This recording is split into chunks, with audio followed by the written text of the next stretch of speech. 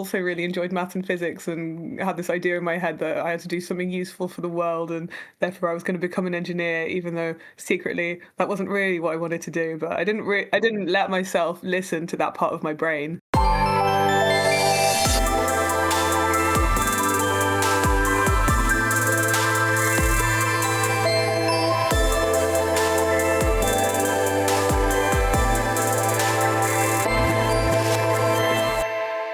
Hello and welcome to Story X Story, the podcast by mayamada that dives deep into stories across pop culture, brings you closer to the people who make them, plus gives you advice on creating your own. It's episode 249, and I'm your co-host, Nigel. I am Tazziii, content creator, voice actor, and co-host.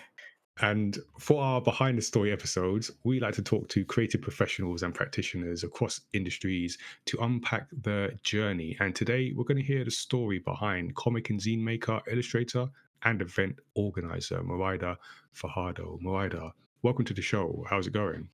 Thank you so much for having me. I'm really excited to be here. Yeah, no, thanks for joining. And as a sort of fellow event organizer and obviously the comic stuff as well, it'd be interesting to get your perspective on how you do things as well. So for listeners, you can subscribe to Story X Story wherever you get your podcast from. That includes Apple Podcasts, Spotify, and YouTube as well. You can also send us your feedback and questions in a variety of ways. You can chat with us in the mayamada Studio 77 Discord. You can email us, studio77@mayamada.com, or you can throw your thoughts at us on social media. So we are at mayamada TV and at mayamada.com on Blue Sky, or Life of a W Gamer on Instagram and TikTok, and at Tazziii on everything else. And you can head to mayamada.com to check out more about the brand, discover other things that we do when we're not talking in your ear, and be part of the community. There's a link to the Discord and other things that we do, our socials, on the website mayamada.com.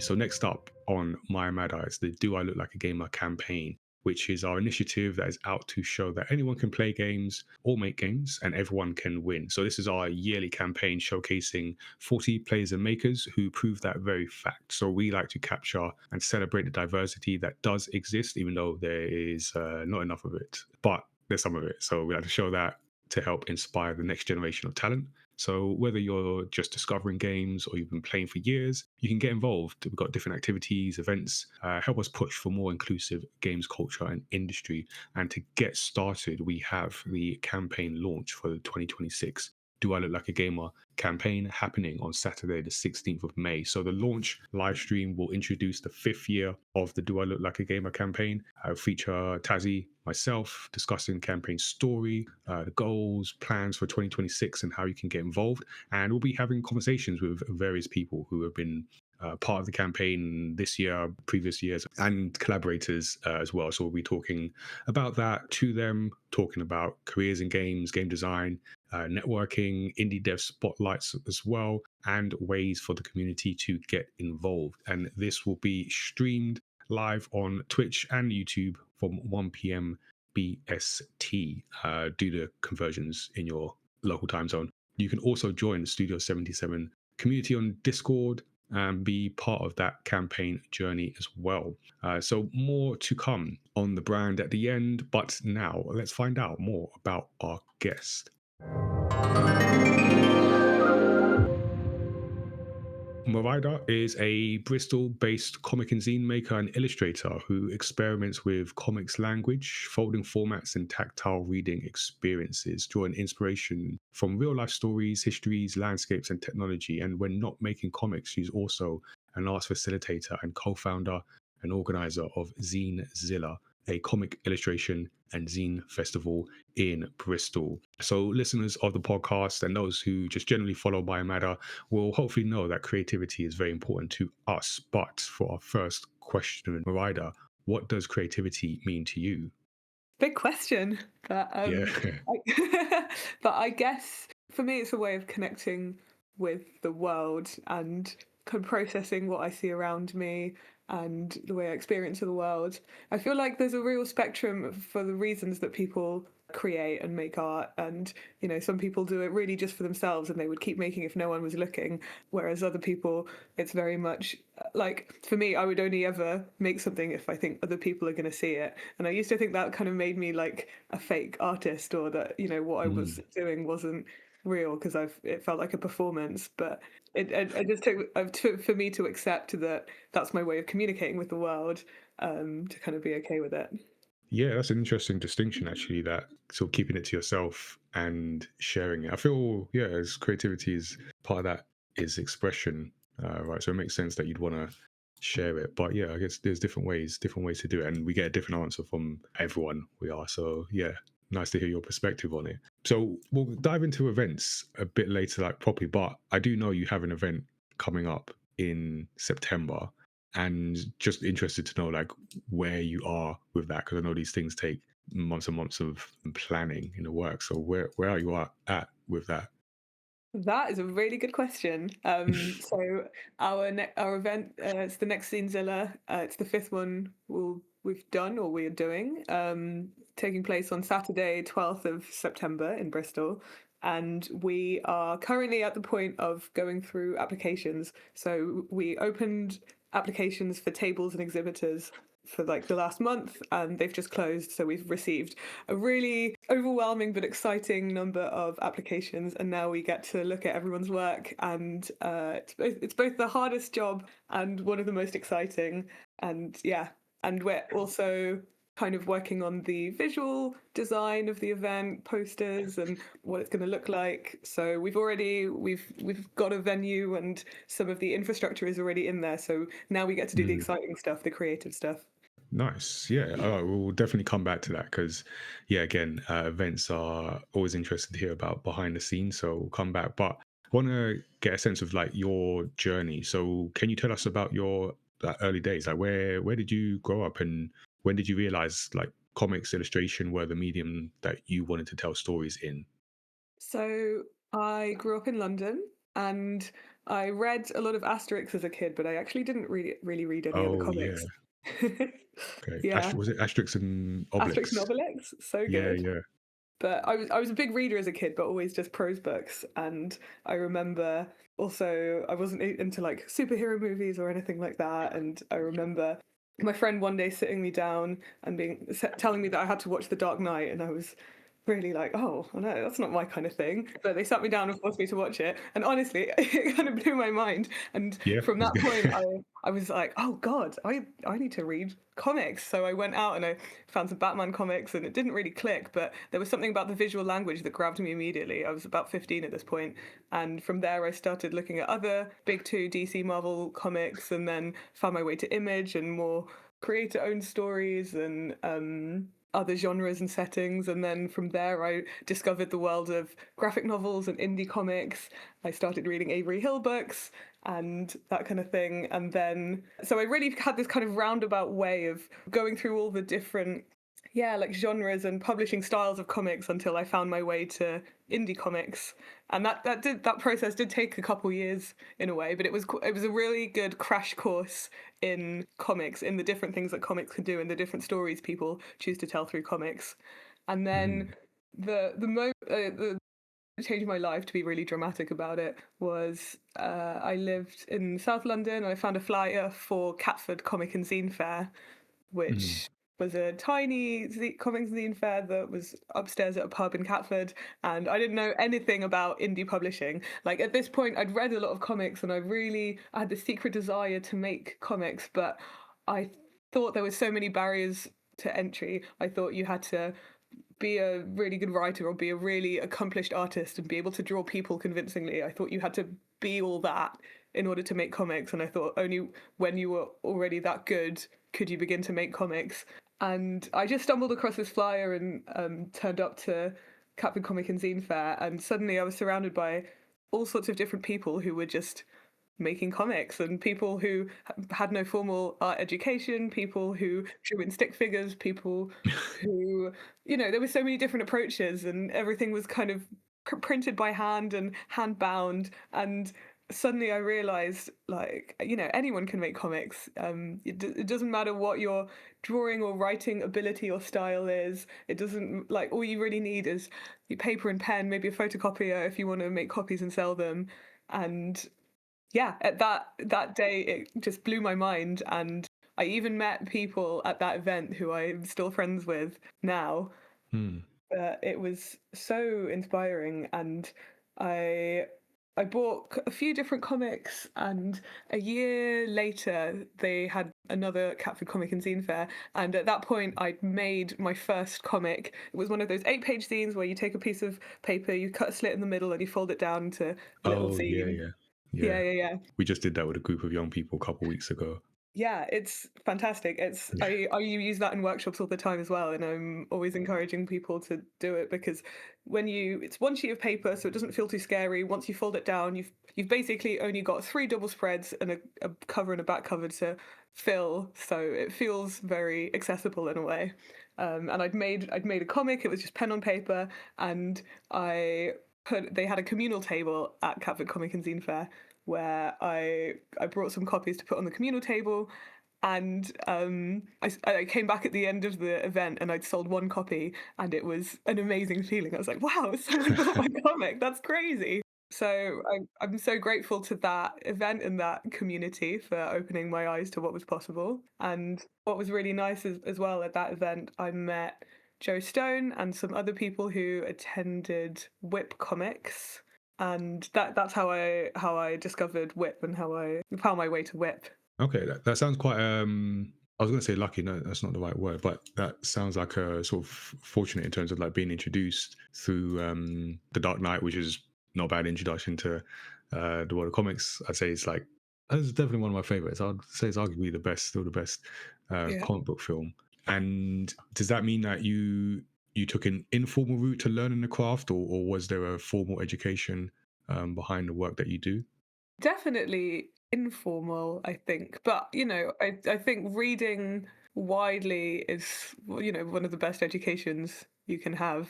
And yeah, just like reading good variation. I mean, I think it's important when you're making something, any form of creativity, to find inspiration outside of your field. Like I don't read as many comics these days. I like to watch films, look at photography, I don't know, listen to music, find inspiration in other places. So to kind of keep your like the experimentation and the horizons broad. But in terms of just learning about what comics can do, yeah, just reading loads and loads of comics, and like, yeah, I think that was the best education. So are you someone that, because I did engineering at university and then went a radically different direction. Is that similar for you? Did you study something that was like completely different and then come to comics or? I did actually do illustration. Oh, okay. So I guess that was a formal education actually. Yeah, ignore what I said before. But but yeah, it was. I actually I at school also really enjoyed math and physics, and had this idea in my head that I had to do something useful for the world, and therefore I was going to become an engineer, even though secretly that wasn't really what I wanted to do. But Mhm. I didn't let myself listen to that part of my brain, and I applied for university for engineering, got into a bunch of courses, and then at the last minute, when they said, "Oh, you've got a week to accept your place at university," at that point, there was almost a cry for help in my brain, where Mhm. saying, "No, I don't want to do this." And I did an art foundation instead, and ended up doing an illustration course, which was not very comicsy at all. I mean, they did encourage a lot of visual storytelling, but there was nobody really there who knew anything about comics in any sense. I mean, in terms of the teaching staff, but Mhm. I just made some form of comic for every project anyway, and found a lot of inspiration from what my classmates were doing instead. And but I picked illustration as a university degree because I thought it would be the course that would allow me to draw the most comics while I was there. Fair. So, Okay. Some strategy to that. I mean, yeah, as someone who didn't, like I said, did go through that engineering route, and I had a conversation with family when changing direction. Is that something you've had to do? Like, how do you explain what you do to your family? my dad was really, really obsessed with the idea of me becoming an engineer, and Mm. like bless him, he wanted the best for me. But I think he would have loved to be an engineer when he was younger, and then because of whatever circumstances didn't get to do it. So I think he kind of was trying to live vicariously through me, and I'm sure he was quite sad when I didn't end up doing it. But credit to him, he's my biggest fan materially. Anytime I have a new project, he'll be like, "Can I buy 5 copies?" And I don't know if he reads them, or I don't know if he engages with them. But that's his But way he's of got 'em. Yeah. supporting me. Both my parents, I think, struggle with the comics language. My mum always says she doesn't really quite understand how to read it, but I think they both they're both happy that I've found something that I enjoy. And yeah, they were very supportive, even if I did break my dad's heart slightly by changing my mind. Yeah, no, I feel that for sure. So, and you mentioned like that informal side. Then is there, especially given not much comic knowledge within the course that you did, what would you say you've learned about the craft of making comics since leaving education? That's a good question. I guess this is jumping ahead quite a lot in my journey, but Hmm. I think recently I've had the opportunity to work on some really interesting projects that are using comics, or at least graphic storytelling, visual storytelling, in order to explore complex non-fiction topics. And I've really been seeing. I've always been a vocal supporter of comics, and I told all my classmates at uni that they should make comics. But what I've really been recently excited about is being able to use comics in order to communicate with people in ways that plain words might not necessarily work. Or comics are much more accessible to people of all ages, to neurodivergent people, to any people when there's a language barrier, than just plain text is. And I think I've been excited to see the value of my skill as a visual communicator in like real life issues, as well as being able to make my own comics and tell my own stories. And looking back to that, when you did first get started with comics, what was a good piece of advice that someone else gave you when you were starting that journey, and did you follow it? It's kind of depressing to say, but no, well, not really. It's true. So when I started making comics, or even before I started making them, I was just thinking about them and reading about them, and Mm, going to like Whip and stuff. People always said there's no money in comics, and I think I internalized that very early on, and I think it helped me not expect. I did, I never kind of made comics thinking, okay, this is the way I'm going to make my money. This is what I'm going to do for a living. Like, it's always been something that I've just done for the love, and I've kind of tried to arrange my life in a way to allow me to keep making comics, not need to make any money off them, because I'm not going to make any money off them, mm. but give myself the framework to keep being able to make them. And yeah.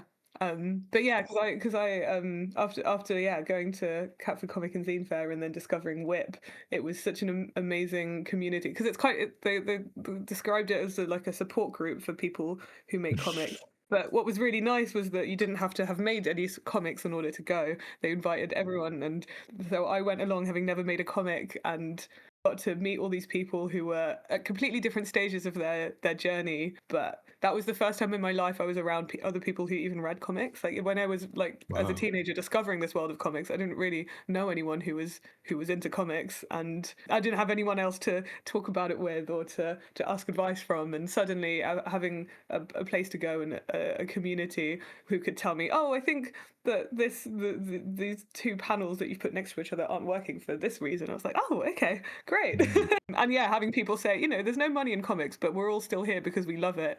Yeah. And that's something that I've always loved about the comics community.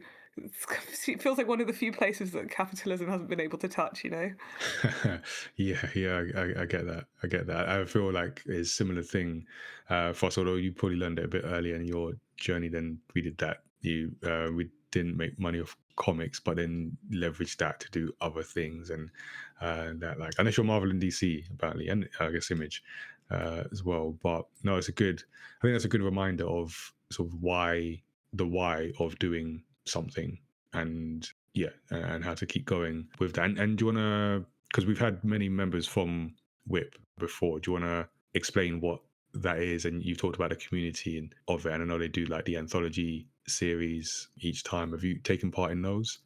Yeah, so WIP stands for Work in Progress Comics, and when I started going in January 2019, it was an in-person meetup once a month at the South Bank for people, yeah, all sorts of stages of comics making, people who'd never made any comics before but were really interested in it, people who were, in the middle of their 200-page graphic novel.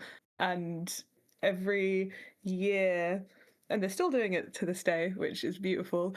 There's an anthology. So early on in the year, everyone's given a theme and a framework, whether it's 1 to 4 pages of A5, or it's a mini zine that can fit in like an envelope, or like every year there's a format and a theme, and everyone's invited to contribute something. And for me, I took part in three or four anthologies, and it was a really lovely way to have something to work towards, have a framework to be creative within, because it's really hard to be creative with a completely blank canvas, whereas when you're given constraints, it's actually much easier to think creatively. And also a nice opportunity to see your work published alongside all these other creators. And if you've never done any sort of self-publishing as well, that can actually be a big hurdle to cross. Whereas all we had to do was send in our comic, and then Joe, or I think it's Mike these days, would sort out the printing and then you could go along and get your copy and see your comic alongside all of these other beautiful comics. And yeah, so for the exposure, for the community feeling, because also, we'd go along to meetups and everyone would say where they were up to with their anthology, and you'd get more ideas and you'd get advice on how to improve yours. Hmm. Also, the experience of working to a deadline is always Yeah, good in the yeah. creative arts, because it's something that unfortunately we have to deal with. Yep. Yep. Great learning curve. And then the anthologies were always launched at Thought Bubble, so then you'd know that your comic is getting in front of eyes that you wouldn't on your own like have gotten it in front of.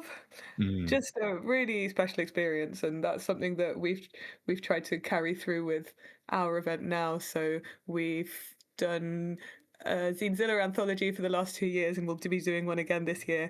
And it's my absolute favorite job, my favorite part of the process, asking incredible creatives that we're inspired by to make a comic, and then 2 months later your inbox is pinging, and it's like, honestly, it's like Christmas, because you don't know what people are actually going to make, and it's always like, it was such a wonderful surprise. And then getting to collate all the comics that people have made, print it, give it back to them, and we kind of sell it as a promotional item at Zinezilla. So an anthology featuring some of the artists who are tabling at the event, making some sort of comic on the theme of the event. And it's also nice, like I've had like visitors who come to Zinezilla going, oh, if I'm going to get one thing at this event, it'll be the official scene, and then there's 12 different artists already represented within that we get to promote. So yeah, oh, so much love for anthologies. Yeah, yeah, that's really cool that you've been involved in something and then starting your own and just getting other people involved. So I saw an interview in Broken Frontier that you did, and you mentioned something about telling or wanting to tell stories that can only be told through comics, and especially like hearing what you just described. Like, what do you think is different about comics in terms of telling stories than other mediums? So I think there's a lot of similarities to film and animation, where you've kind of got that visual storytelling going on. But what I find really exciting about comics is that it's all on the page at once, and then it's broken into panels, and that makes the reading experience much more different to either reading like a prose book where you read it sentence by sentence, or a film or animation where time is the canvas. Like when you sit down to watch a film, I've always described it as like going on a roller coaster. Like you sit down, you strap in, and then the director kind of has complete control over what you see and when and how fast you see it, Yeah. and the pacing. Whereas in a comic, you've got the separate panels which kind of work like frames or like a storyboard, but then it's all presented on one page together, and you as the creator of the comic, don't actually have control over how the reader will approach that page. Are they gonna look at the whole thing and then go panel by panel? Are they gonna jump around and read it in the wrong order? Are they kind of gonna read all the text first and then absorb the pictures? Like I tend to read text first and then kind of go like, oh wait, I didn't look at what's actually going on in the panels visually. Okay. And in a comic, a reader might choose to flip back and forth.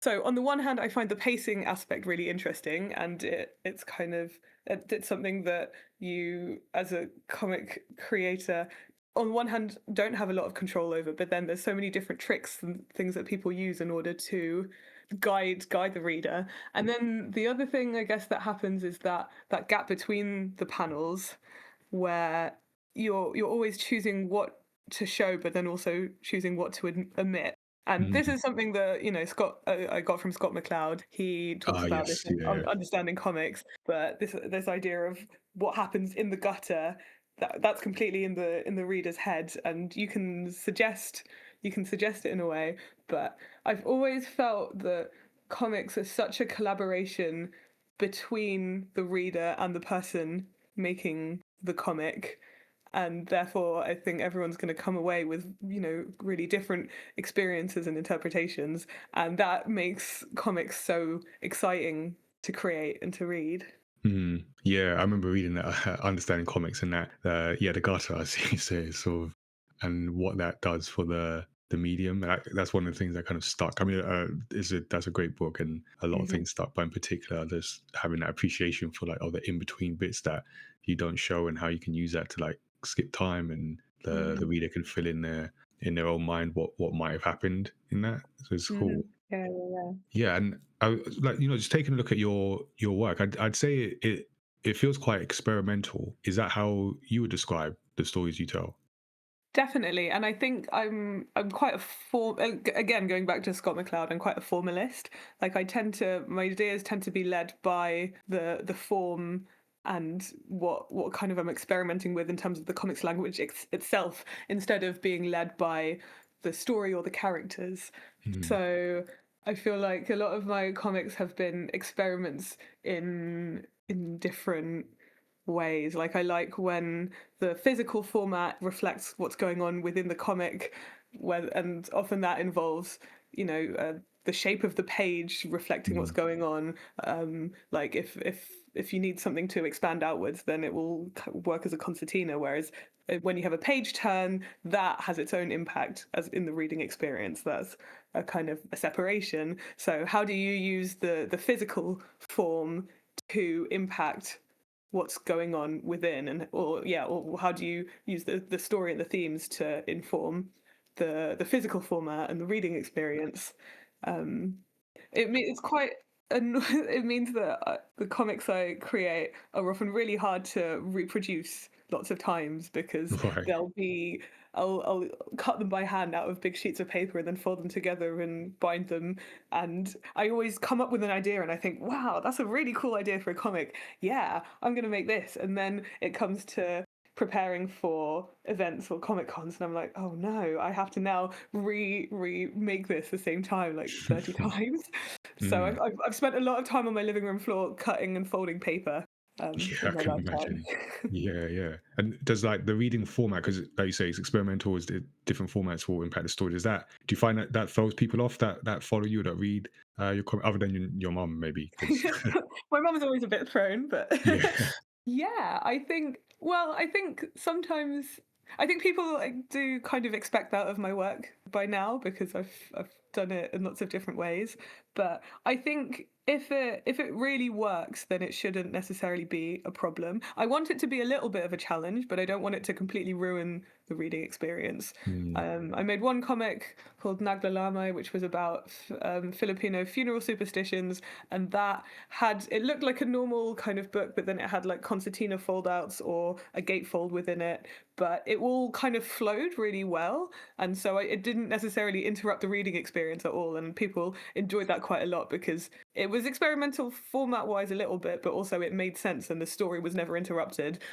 Whereas I made another comic which was about nuns in 17th century, dead nuns in 17th century Peru. And I was really inspired at that point by medieval altarpieces. So when they would make these beautiful big paintings on wooden panels that would go on altars, and they were designed to be transportable, so they would fold down and then they would like fold out into all these panels. And I was inspired by that, and I thought, oh, wouldn't it be cool to make a comic in the shape of a cross, and it unfolds like an Right. altarpiece into a cross. But that a cross is really not, it doesn't really make sense, the reading order, and every single person who's ever picked up that comic has been very confused. So I always see that as a little bit more of a failed experiment, and because it didn't Can necessarily still make learn sense. something, or at least if even if it's just not to do it again, still. Yeah, exactly. You learn something with everything. Yeah. Okay, so I mean, yeah, that you got like the form experimentation, but even with the subject matter, because you touched on some things. Then I saw something on your, I think it's on your websites. Was it Throwing Pennies? Yes. It's like a comic about ethics and economic disparity, and that's like, yeah, that's quite a heavy, like a weighty topic to go into. Like, what makes you go into these types of topics? And I say that especially given that, you mentioned getting into comics through DC, Marvel, and not that those, properties don't have weighted topics, but one could think that you'd see that and make superheroes, but you haven't gone in that direction. So what makes you go in the subject areas that you do? I think I've never really been a storyteller in terms of coming up with my own stories in my head. I'm always really impressed by people who do, but I think the world as we live in it is so endlessly fascinating. So I've almost always found my inspiration for comics or other projects in real life stories or things that happen in the world, around the world, throughout history. Like Throwing Pennies was it's a comic. Well, it's kind of like a three-part zine experimental comic about, in the Philippines you have this phenomenon where people will, on large boats, on like big ferries, will drop coins into the water, and it's almost like a sport because there's people who are experiencing poverty, and they exist on these tiny boats below and will try to catch the money or like dive down to retrieve it. And that kind of economic disparity is quite shocking. But yeah, I thought that was, really interesting, and there's so much happening in the world that's more interesting than I could ever come up with in my Mm, in my head. And I'm really interested as well in the way kind of people interact with, less than Throwing Pennies, but a lot of my other projects, the way people interact with technology and science and industry, and the way that these things impact humanity. And yeah, so I often find inspiration either from just visiting places and talking to people, finding out local stories, or by like research through news articles and documentaries. so like Yeah. you said before, like taking those inspiration from just different places, and that like matches up well with the work that you produce. But then given that actually, so because you said earlier that about like creativity, or part of that is sharing, and just thinking, how do you balance that experimentation, different types of topics that are, let's say, away from the mainstream, with work that can ultimately sell and reach people? Because I imagine sharing, that process of sharing, is part of it is selling, right? And especially, like, as we'll talk about, like the events, you've got people that also want to sell their work. How much of that plays into your mind as you make things, that I guess the commercial and the art is always that balance there, right? Yeah, I mean, always a good question. I think the fact that, yeah, like I really early internalized that idea of comics. Nobody makes money from comics, or there's Mm, no money in comics. I think has like mitigated that to a certain extent. I think mm, for me, the joy in selling my work at events is like the community aspect and connecting with people. Like if someone comes along and they're like, oh, that's a bit expensive, I'll just like, okay, just have it. Like I'd rather them, be able to experience it rather than finances being a barrier. That being said, you do have to cover your own printing costs and yeah. travel costs, that kind of thing. So there's also the argument that you don't want to undersell your work, and you don't want to price your work too cheap, because that undercuts everyone else, and that kind of runs the danger of devaluing other people's work, devaluing the whole Mm. community's work. And like, especially as an event organizer and someone who's done a lot of art fairs and comic fairs, people always ask me how much they should price their work, and it's a question I hate to answer because Yeah. I don't know how to price my own work, and I don't want to give people bad advice, but I never really think about how something's going to sell when I come up with the idea. I think I'm always like, is there something that I'm interested in? Do I want to make this? Because also when you make something, you're the one who's going to spend 3 months or 6 months or a Mm. year making it, and then someone else might spend 10 minutes or an hour reading it. So Yeah. it has to be something that you feel passionate about in the first place. Yeah, And yeah. That's right. That's a very good point. Actually, that's a very good point. And you made me think about a time at Thought Bubble where there's a comic. It wasn't necessarily a new one, but it was a volume that we did. Is like 120 pages, and someone bought it, and then like an hour later, they came back and they're like, "Oh, this is great," and everything. And it was nice. It's positive. But back of my mind, I was like, "That took like a year. That took yeah. a year or more. You just whiz through that. You sure you don't want to take another look through it at all?" But I'm sure he's even. I'd like to think he's read it multiple times by now. It's a while ago, but yeah, it's just that thing of it takes you ages and you spend a long time with it. So I feel that's a good point of making something that first and foremost you enjoy. Yeah, I like your approach to storytelling. It's quite like different. I feel that's the sort of benefit of the medium and sort of our benefit of talking to different people is finding out what brings everyone to it and how they approach it. Because like hearing you talk about you go with the real life story, and then in my mind, I'm like, I would take the real life story and apply metaphor through characters and themes to, like, say, maybe address the same thing, but then yeah, do it in a sort of fictional way. Yeah, that is cool to hear a different perspective. So then you touched on events. So as well as making comics, sort of not content with that, you've added to your work pile and run an event. So as someone who also runs events, I know that's a lot of work. So why do you do that? Please tell us why. Great question. Yeah, Well, I I might think also be projecting as well, but go ahead. well, it comes back to that. I think I might have found my way to comics or to indie comics self-publishing later in another route, but that day at Catford Comic and Zine Fair genuinely changed my life. And like I said, I've met people I'm still friends with and found something to pivot my life to and be passionate about. And uh, making, many forms of creativity, but specifically something like making comics or illustration can be quite a lonely, or at least a lonesome endeavor. You sit at your desk and you're in your head and you're working late nights in the dark and drawing at your desk all day long, and going to events as a punter, as an exhibitor, in any form has always been the most revitalizing aspect of like my creative experience. And I've always come back from events being so filled to the brim with inspiration and excitement and meeting people and making friends. And yeah, I think it's almost as important to me as actually just like sitting on my own and making the comics. And like I said, I grew up in London, and there was quite a few events around. There used to be LCAF, and Joe ran Hackney, and yeah, there was I don't know. I kind of had the opportunity to go to some cool events. I used to go to the Gosh Broken Frontier Drink and Draw before Oh the yeah, yeah. pandemic when that was happening. And then I went to university in Bristol, and I moved like just after COVID. And I moved to Bristol. I chose Bristol partly because I knew that Bristol Comic and Zine Fair was a thing, and I'd heard really great things about the scene down here. And then moved here, and then COVID had kind of killed so many events, and there was obviously nothing really going on at the time. And I remember going to my classmates going like, "Oh, but I was really looking forward to doing comic and zine fairs and art fairs." And my friend and I just kind of looked at each other and we were like, "Okay, well, why don't we just do it ourselves?"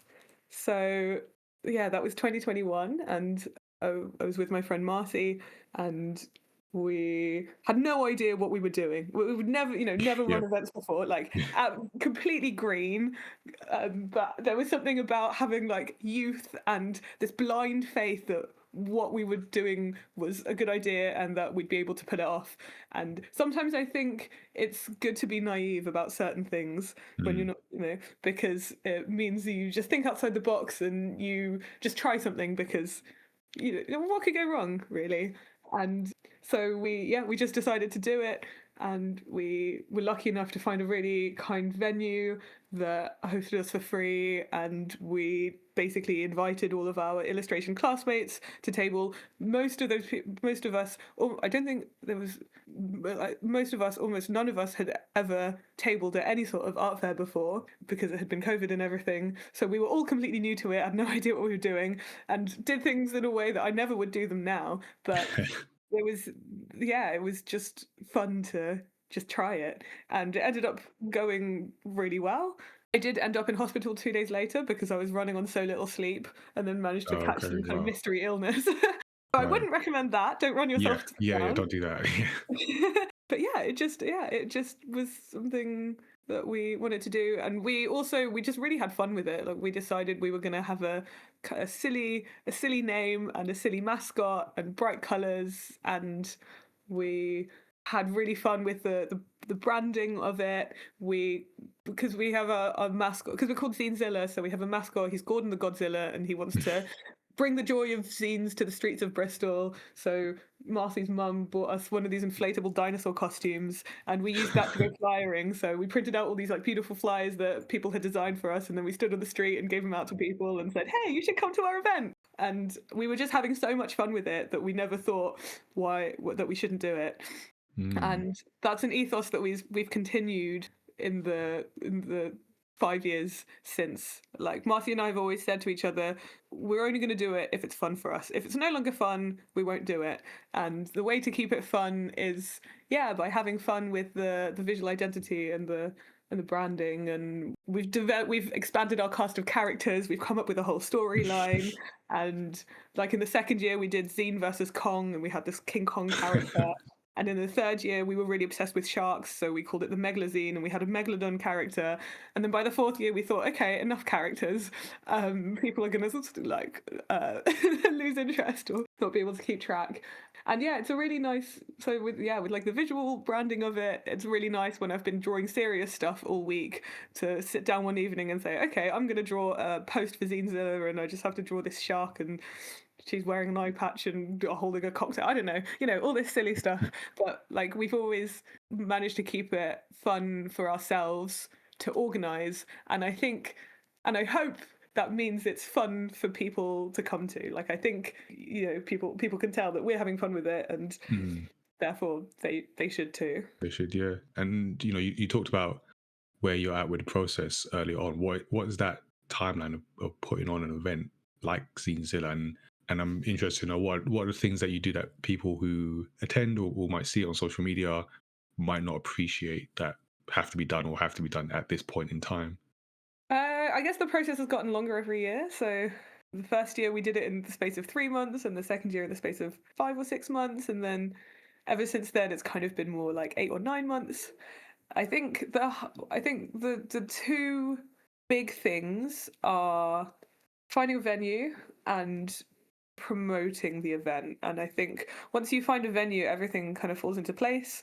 Where like I've spent so much time going to different venues around Bristol, just researching, figuring out, because we've been across 4 different venues across 5 years, and we're always kind of for various reasons. And so I think I've been into every venue in Bristol probably, and asked around like, oh, do you do venue hire? What would that cost? Like, would you be interested in hosting a market? That kind of thing. And so for me, it's been a really nice way to get to know my own city. So that's a big one. And then the other big one is promoting the event, because in terms of finding the artists, I think that's something that's always been really easy. I think there's so many artists who, in the world, in the country, in the southwest, in Bristol, who are looking to share their art with other people. So it's never been hard for us to find people to partake in the event. We've always had far too many people for the amount of space we've had. But I think that my biggest fear every year is that we're going to have all of these amazing artists, and they're going to bring this beautiful work, and then they're going to rock up on the day and there won't be any visitors. And that honestly, that's my biggest fear. And so we really do try hard with the promotion to make sure that other people who aren't directly in the scene know about it and have the chance to experience this art. And so that it's online promotion, it's like doing Instagram, it's like reaching out to news websites and I don't know, anyone who'd like do a feature, and a lot of it is flyering and postering. And so every year I spend a good month of my life putting flyers out in every single cafe, bar, community space, notice boards, anywhere that will take a flyer. And and then when you go into a place and you ask if you can put down flyers, then you talk about the event, and then suddenly people are like, oh, that sounds really cool, yeah, I'll come along. Oh, can I take a flyer for my friend? So that's a really good way to promote the event. And what we've never done is an exit poll asking how people found out, which would be quite useful. Like That would be a good I'm idea. not entirely sure if people are more likely to find us via flyers or online promotion, but I do think the flyering and the postering really works. And what we did last year for the first time, I don't know about the legality of this, but sticking posters around outside in the city, just using like spray glue, and Okay, yeah. often they do get torn down, but that's a great way just to get right in front of people. And for me, one of was I think so I think people maybe don't know quite how much work the promotional aspect Mm. is. Yeah, I agree. I agree. And It's a whole different discipline than actually yeah, running the event. yeah, it's really its own thing. And I've flied for jobs before that I didn't care about, and it's honestly soul destroying. But I think when you really care about your event, like for me, part of me is like, oh god, I got to go flyer, and it does take quite a lot of time. But then also because I really care about the event, and I really think people will have a good time. Every single person I speak to in the run up to the event, I'm like, I think you should come to this event because honestly, I think you'll like it. So that the fact that we care about it and we care about our artists, that makes the job so much easier. And because we had a podcast episode 234 where we spoke to organisers at the Festival of the Girl in London and then Thought Bubble in Harrogate, which we've discussed, and we talked about just like the background to run an event. So if anyone's interested, check out that episode as well. But one of the things that came up is how like events create community spaces. So from where you are, and what do you feel makes an event genuinely meaningful for people, for attendees, rather than transactional? Although there are transactions that take place, and that obviously is a part of it. But what do you feel gets that genuine meaning in an event? I mean, this idea of the transaction, it does weigh on my mind quite a lot because sometimes I'm like, oh god, it's so capitalist to like create this event where people are just like exchanging money in a way. But Mm, I do like the idea that our artists get to earn a bit of money for their efforts. mm, And it's important to me that they can make some money out of it because unfortunately money still yeah, does make the world go round. yeah. But yeah, just really like listening to, I don't know, the conversations that people have there, and it's a place where people can be themselves. And I think what I love about comics and zines is that it's a really honest form of self-expression. Because when Mm, self-publishing, there's no one telling you what you can and can't say, what you can and can't draw, what you can and can't print, and it's a place where people get to express themselves to their core. And you might make a zine about the nichest of your interest. This could be an interest that you're like, God, nobody is going to understand this. But then people come to the event and they pick up your zine and they're like, wow, I really relate to this. And yeah, and that's why I think it's sometimes I think it's great that there's no money in comics because it keeps it a space where that's untouched by, power structures and inequalities. And not that those things don't affect the indie comics world, but I think that it's still a place where people get to really, be themselves. Yeah, I think that's a good point because I mentioned we operate across like video games as well, and one of the interesting things I feel, maybe Tazzie's seen this as well, but there's been a thing of video games makes more money than was it music and film and music combined, some the two Hmm. industries Yeah. combined, and that's always been a Wow. thing. And Yeah. in the back of my mind, I'm like, yeah, but that's going to bring the people that are already interested in money, and I feel like video games is seeing what Mm, happens when there's the balance of people that are just here for return on yeah. investment get in. And also knowing where that money actually is, because yeah, there's that much money in games, but it's kind of like all at the top. It's not The like distribution, yeah. distributed across how like actually big the games industry is. Yeah. So and comics feels like you say, Mereida is something that hasn't necessarily been touched or as much as that. Yeah, yeah, Um yeah. yeah, so that's been interesting to witness. But yeah, I feel because of that, you bring the people that really care. Not to say that video games is full of people that do genuinely care, but also with comics, is like people who just like making the art and want a sustainable way to continue doing that. And I feel that's important Mhm. as well. Oh, and I was just thinking, as this year is the national year of reading, and Mhm. one of the things is, because I know you're familiar with the Comics Cultural Impact Collective, Yeah. CCIC, or CSIC, as I recently found out they pronounce it. So they've got this whole thing about sort of pushing for more that financial infrastructure for comics. I mentioned sustainability, and what's been interesting talking to some of the team is that because what I learned recently is there's a crisis of reading for pleasure in the UK, which is among young readers in particular, and it's at the lowest level since records began, to use that cliche, although it's actually literally 20 years since records began. So we've been making comics for a long while, and talking to people, and particularly the CSIC team, how comics keeps the interest in reading at a younger age, but still has that, I don't know, stigma about whether is it real reading. Should kids be focused on comics? You mentioned like DC, Marvel, Image, like that kind of thing that will be frowned upon as quote unquote real reading. Throw manga in there as well, but like, what do you think? What do you think it is about comics that makes it such an engaging form of reading for kids? I mean, for anyone, but for Mm. younger readers in particular. Yeah, I mean, I don't know too much about kids to be honest, but I really think there's it engages the brain in a different way, and Mm. it forces you it encourages the brain to make connections in different ways, and yeah, I think we're really visual Yeah, creatures. We've been we trade in images in everything we do, and people have been drawing images a lot longer than they've been writing words. So I think it's very kind of good almost point. an innate human thing, Yeah. um, in a way. Yeah, no, actually, that's a very good point. I feel there's a lot in a way we kind of like look down at kids, but in a way, you're just making me think it's like kids are like a pure form of humanity, because, like you said, we've been drawing pictures longer than writing words, and I feel you just like put that puzzle piece in place for me, and kids like go for that visual Mhm, language, which is mhm, in a way, I don't say like more human than words, especially mhm. as a writer. I don't definitely don't want to say that, but in terms of like what was there Big part first, of and, us, and though.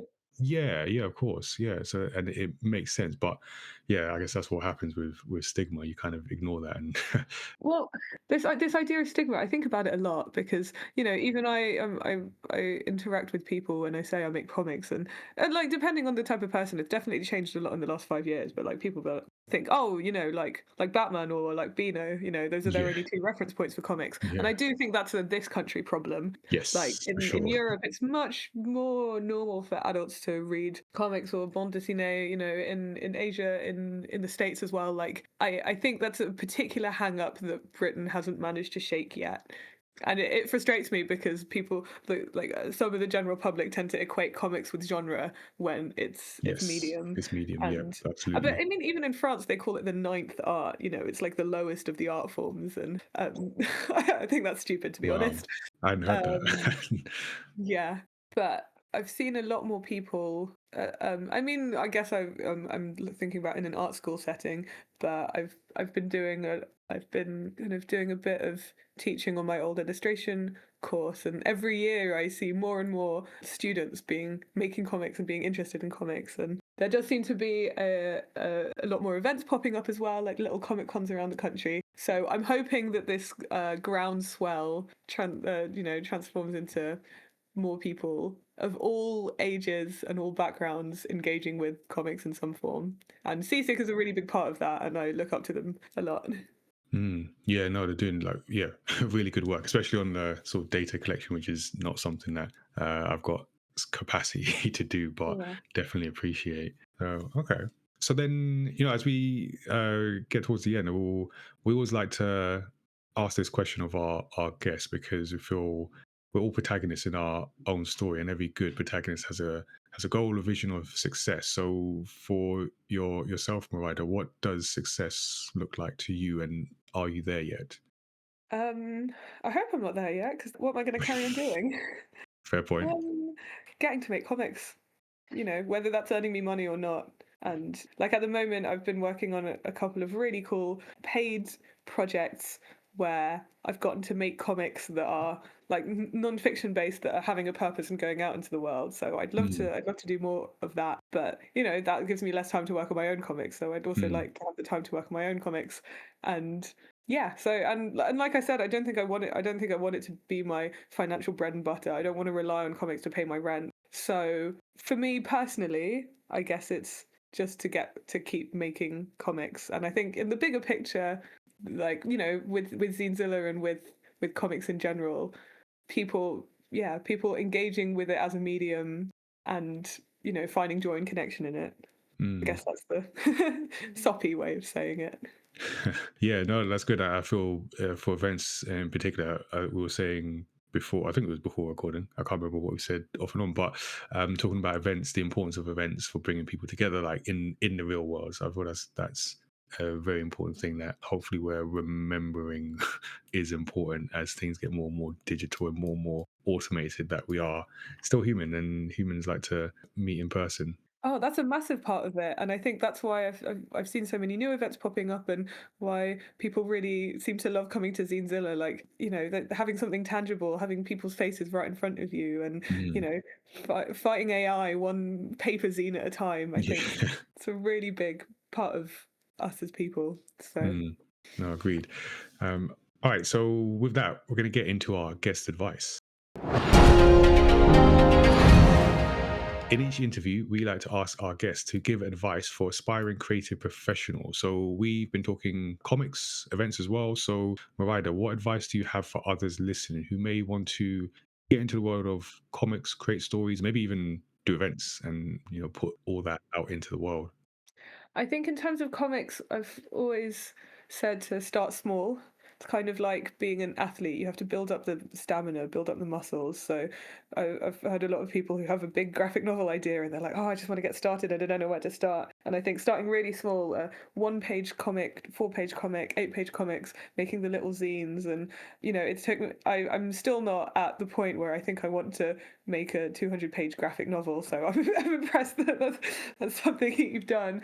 But yeah, I feel like over the years I've been building up my stamina, and also when you're working on something small, I think being able to finish things is quite hard. So it gives you practice in finishing things, and then if, you're not too worried about doing something that's not perfect because it's only small, and the next thing will be better. So in terms of comics, I think that's my advice. And in terms of events, if you are interested in organizing events, finding collaborators who share your vision but who can challenge you, I think is really key. And if you're building something for the community, you want to do that with your community as well.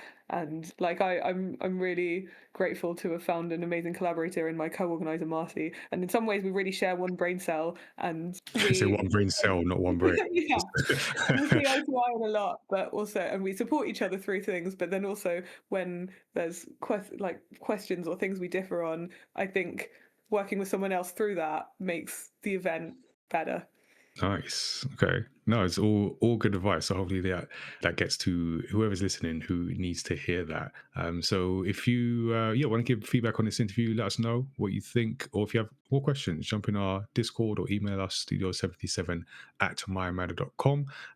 Before we wrap up, we're gonna end with the bonus round.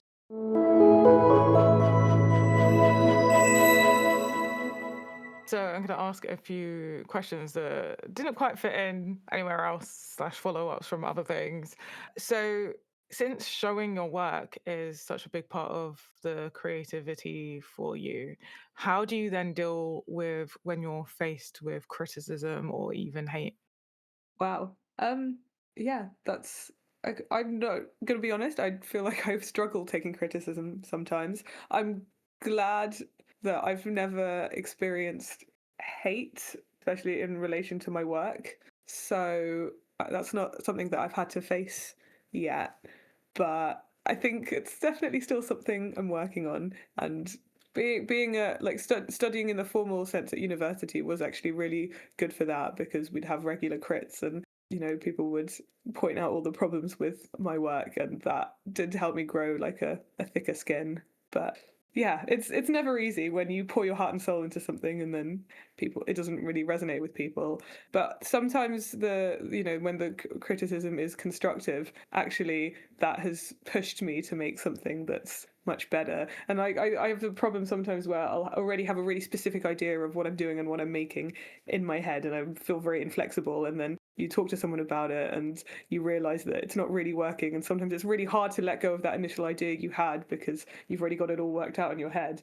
But I've found like 90% of the time actually taking that advice on board has ultimately made the project much better. It's just you had to claw your way through the mire in order to get there. Yeah, I'm glad you haven't experienced much hate. That's good to know. Hopefully it stays that way. I hope so too. And then you also mentioned that like you've had your fair share of flyering for things that aren't your own. So other than obviously gaining the skill of or knowledge of like knowing how to flyer, is there anything else from doing that kind of work that you've gained that you can now apply to everything you do now? Not really sure. I've flied for like customer facing jobs, and I think being able to talk to people is always an important skill. And I think being able to talk to like a wide variety of people, than people who don't share your interest and who might not necessarily be that interested. I think it's always good to be confronted with people who are different from yourself. So, and like as important as it is to it's really important to be able to find your community and find solace and joy in that. But yeah, sometimes just speaking to people who are very different can teach you so much about the world and give you a new perspective. And it's sometimes scary, but also a good thing. Nice. And then finally, last thing from me, where can people find you online? So I'm on Instagram. My handle is m.erida because my first name was taken.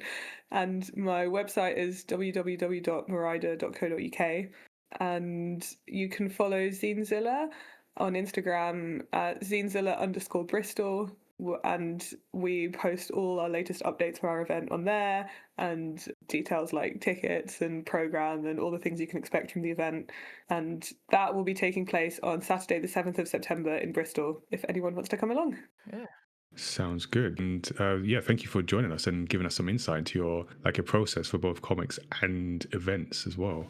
Thank you so much for having me. It's been so much fun to get to talk about all this. No, I appreciate it. Appreciate people spending the time. So, yeah, listeners, Story X Story is one of the shows on our Studio 77 platform. We host different shows with creative professionals and practitioners. We also play games for your amusement on occasion. So each month you can enjoy different shows like the Studio 77 Report, casual conversations with comic creators, and Games Night as well. So make sure you're following mayamada on Twitch, YouTube as well to catch each show when we go live. And if you're a young aspiring creative professional or you know of one, then check out the mayamada Showrunners Work Experience program. So we've been creating work experience opportunities for young people aged 16 and up to work with our team across comic production, events, content creation, that kind of thing. So if you're interested, you can email us showrunners@mayamada.com to find out more. And if you enjoyed this episode of Story X Story, make sure you subscribe to the podcast so you don't miss a future episode. And you can give us a 5-star rating and review as well, because that helps us reach new listeners and fans of story discussions. And we're also story creators ourselves, so you can discover the mayamada universe online. Check out the brand, the titles that we make, including the latest release, Origins Against All Odds. And as for the podcast, we release new episodes on Thursdays, and that includes creator interviews like these, video game discussions, and deep dives into stories across pop culture. You can always give us a shout directly. Our email address is studio77@mayamada.com, and our website with links to subscribe is mayamada.com/story-x-story. So thank you for tuning in, and until next time, stay safe and remember to keep your mind out of the gutter. Unless we're talking comics, then you can just dive right in. Take care, everyone.